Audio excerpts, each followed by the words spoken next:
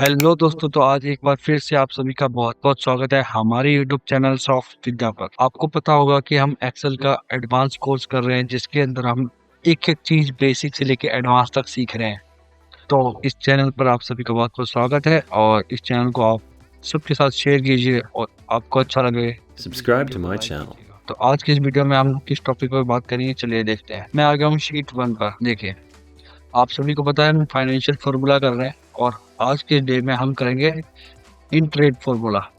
In trade formula क्या होता है, देखो इसे समझते हैं। इन ट्रेड फॉर्मूला का मतलब होता है इंटरेस्ट रेट। इन ट्रेड मतलब इंटरेस्ट रेट से क्या कर सकते हो आप, इंटरेस्ट रेट निकाल सकते हो। आप देखो इंटरेस्ट रेट निकालोगे कैसे और निकालते कहाँ है और ये फॉर्मूला आपको कहाँ काम आएगा, इसके बारे में बात करते हैं। अब मैं आपको बताता हूँ, जब भी आप बैंक में जाते हो, ठीक है, आप बैंक में गए और बैंक में जाके आपने एक एफडी करवाई, ठीक है, 5 साल के लिए आपने एफडी करवा दी। आप गए 5 साल की एफडी करवा दी और आपने 1,000 रुपए या फिर 10,000 रुपए, आपने 10,000 की एफडी करवाई 5 साल में, ठीक है। अब 5 साल बाद आपको 10,000 का कितना मिलेगा, 12,000 मिल जाएगा। मान लो 12,000 रुपए मिल रहा है, तो ये 10,000 से आपको कितना मिला, 12,000। 2,000 रुपए का क्या हुआ, प्रॉफिट हुआ, है ना। तो ये तो 2,000 एक्स्ट्रा मिले हैं और जो आपको 1,000 रुपए के ऊपर जो ब्याज मिला है, वो ब्याज किस दर से मिला है, जो इंटरेस्ट रेट क्या था आपके पैसे के ऊपर, है ना।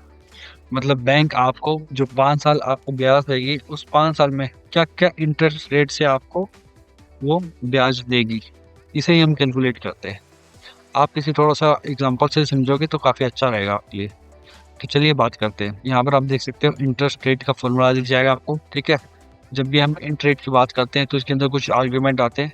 पहले आर्ग्यूमेंट का नाम है सेटलमेंट रेट। और सेटलमेंट रेट क्या होती है, जब भी जैसे आप बैंक में गए, जिस दिन आपने एफडी करवाई या फिर जिस दिन आपने किसी पर्सन को उधार में पैसे दिए, है ना, ब्याज पर पैसे दिए, तो उस तारीख को हम क्या कहेंगे, सेटलमेंट डेट कहेंगे। ओके, अब बात करते हैं मैच्योरिटी की। मैच्योरिटी क्या होती है, मैच्योरिटी का मतलब होता है जिस डेट को आपको पैसा वापस मिलेगा, है ना। मतलब 1 तारीख को आपने पैसे दिए और अगली 1 तारीख को आपको पैसे वापस मिलेंगे, तो वो आपकी क्या होगी, मैच्योरिटी डेट होगी। और अब हम बात करते हैं इन्वेस्टमेंट की। इन्वेस्टमेंट का मतलब क्या होता है, जो पैसा आपने बैंक में एफडी करवाई है या फिर जो पैसा जो आप मार्केट में लगा रहे हो, किसी पर्सन को ब्याज पे दे रहे हो, तो वही आपकी क्या है, इन्वेस्टमेंट है। अब बात करते हैं रिडम्पशन की। रिडम्पशन क्या होता है, मैच्योरिटी पर मिलने वाला रकम। मान लो आपने 1,000 रुपये आज आप ब्याज पर दे रहे हो, ठीक है, 2 महीने बाद आपको 1,200 रुपये मिल गए, तो जब आपको मैच्योरिटी पर जितनी पैसे मिलेंगे, जितना रकम मिलेगा, उसे हम क्या कहते हैं, रिडम्पशन कहते हैं। रिडम्पशन किसे कहते हैं, थोड़ा सा आपको वर्ड हार्ड लग सकता है लेकिन हार्ड है नहीं। रिडम्पशन मतलब क्या होता है, मैच्योरिटी पर मिलने वाला पूरा रकम। ओके, अब बात करते हैं बेसिक्स की। बेसिक्स क्या होता है, बेसिक्स एक ऑप्शनल होता है। जब भी आप फॉर्मूला लगाते हो तो ये क्या होता है, डे काउंट करने के लिए होता है। डे काउंट करना मतलब कैसे, कि भाई जब भी आप फॉर्मूला लगाते हो, फॉर्मूला का यूज करते हो, तो आप साल में कैलकुलेशन करोगे कि एक साल में कितने दिन है, 365 दिन के हिसाब से या फिर 360 दिन के हिसाब से आपको कैलकुलेशन कैसे करनी है आपके फॉर्मूला के लिए, तो वो होता है बेसिक्स। आप देखिए एक एग्जांपल के साथ समझते हैं। मान लो आपने 10,000 रुपए की इन्वेस्टमेंट करी, चाहे आप बैंक में इन्वेस्ट करते हो या फिर आप बैंक में गए आपने एक एफडी करवा दी, या करवा दी एक एफडी करवा दी, ठीक है। और या फिर क्या हो सकता है, आप किसी पर्सन को 10,000 रुपए उधार पर दे रहे हो, ब्याज पर दे रहे हो, है ना। और रिडेम्पशन का मतलब होता है आपको 11,000 रुपए मिले, ठीक है। आपने 10,000 रुपए इन्वेस्टमेंट किया, आपको 11,000 रुपए मिले, ठीक है।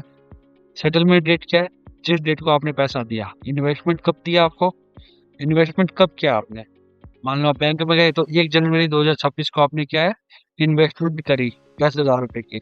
1 जनवरी 2027 को मतलब एग्जैक्ट 1 साल बाद आपको क्या है, 11,000 रुपए मिलेंगे, ठीक है। 10,000 से 11,000 तो मिलेंगे आपको, लेकिन जो ये 1,000 रुपए मिला है आपको, तो ये किस ब्याज दर से निकला है, किस ब्याज दर से आपको ये पैसा मिला है 1,000 रुपए। तो ये कैलकुलेशन करने के लिए हम क्या करते हैं, इंटरेस्ट फॉर्मूला का यूज करते हैं। तो इंटरेस्ट फॉर्मूला का यूज करने के लिए ये देखो ये फॉर्मूला है, यहाँ पर आप फॉर्मूला लगा सकते हो। अब मैं आपको फॉर्मूला लगा के दिखाता हूँ एक बार कैसे लगाना है आपको। देखो सबसे पहले जिस सेल के अंदर आपको फॉर्मूला लगाना है वहां पर क्लिक करो। ओके, क्लिक कर दिया। अब यहाँ क्या लिखना है आपको, इज इक्वल टू लिखा। अब आपको लिखना है इंटरेस्ट, INTRATE। अब टैप प्रेस करोगे तो फॉर्मूला अपने आप ओपन हो जाएगा। ओके, अब पहले आती है सेटलमेंट डेट। तो आप यहाँ पर एग्जांपल देख सकते हो, ये आपको बता रहा है कि आपको सेटलमेंट डेट कैसे दिखानी है। तो सेटलमेंट डेट आपकी ऐसे लिखनी पड़ेगी आपको इसके अंदर, है ना। तो हम क्या करते हैं, डेट को लिखते हैं। तो पहले हम चलिए क्या करते हैं, डेट को लिखना शुरू कर।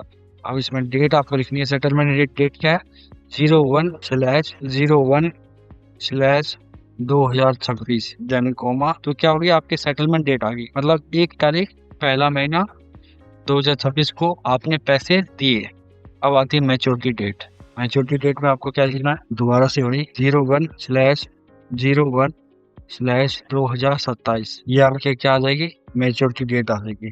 फिर कोमा। अब आपसे क्या पूछ रहा है, आपकी जो वैल्यू थी वो वैल्यू कितनी है, मतलब इन्वेस्टमेंट कितनी है, इन्वेस्टमेंट आपने कितने की कर रखी है। तो वो आप लिखोगे 1, 10, 100, 1000, 10 लाख। Then comma. अब रिडम्पशन, आपको पैसा कितना मिला, आपको पैसा मिला है 11,000, लिखा है था सैकड़ा 50 10,000। Then comma. अब ये पूछ रहा है आपको कैलकुलेशन किस हिसाब से करनी है, मतलब 1 साल में आपके जब आपने कैलकुलेशन कर रहे हो तब 365 दिन थे या 360 दिन थे। तो आप 365 के हिसाब से कैलकुलेशन करोगे, और अब क्या करना है, आपको ब्रैकेट बंद कर देना है, और देन आपको क्या एंटर प्रेस करना है। तो ये देखो, आपको जो ब्याज मिला है वो 1% के हिसाब से मिला है। कैसे मिला है, 1% के हिसाब से। अब इस सेल के ऊपर क्लिक करो और होम टैब के अंदर आप नंबर ग्रुप के अंदर जाओगे, और यहाँ इसे आप क्या कर दोगे, परसेंटेज के अंदर कन्वर्ट कर दोगे। तब आपको पता लगेगा कि आपको कितने परसेंट का इंटरेस्ट मिला है। ठीक है, 1 साल में आपको 10% दिखा रहा है ना। अब ये 10% कैसे दिखा रहा है, अब मैं आपको बताता हूँ। 10% ऐसे दिखा रहा है कि आपको 10,000 का 11,000 मिला है ना।